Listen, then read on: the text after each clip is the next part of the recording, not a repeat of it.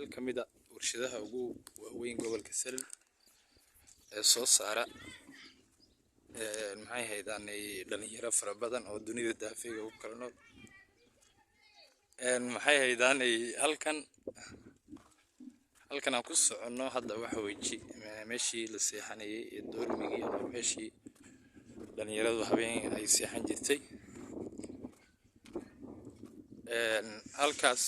waa ofiskii macallimiinta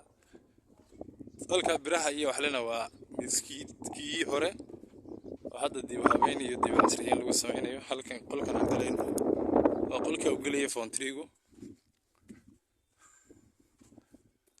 hadda dib habeen lagu sameynayo waa qolkii uu foontrigu galay berigii halkaas banaan jirto looga bixi jiray qolka kale balse hadda waa la xiray ardayduna waa faaruq oo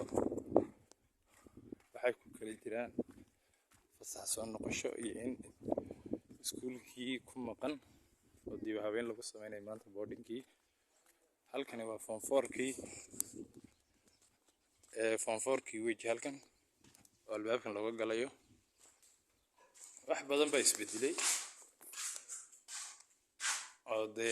dayactir fara badan oo lagu sameynayo sariiraha ilaa iyo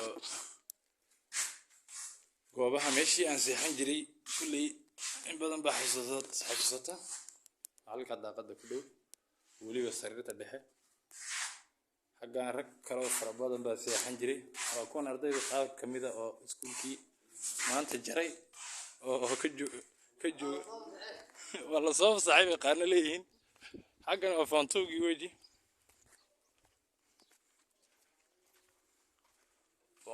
weji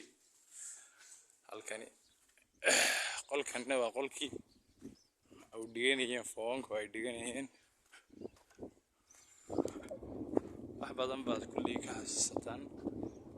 ardaygii soo maray albaabka laga soo galay albaabkaas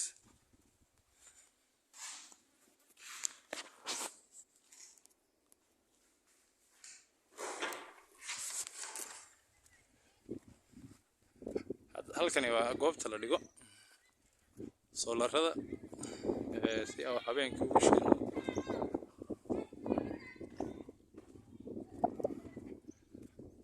halkan waxa oo la jiray bombo weyn oo biyaha lagu shubto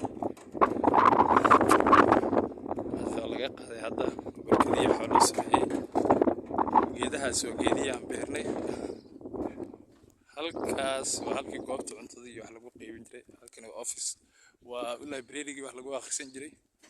halkaas cuntada lagu siin jiray dhalinyarada soo martay boardingka geedahana waa geedii ay beereen form 4kii ugu horeeyay ka baxa 2015 السلام عليكم ورحمة الله وبركاته.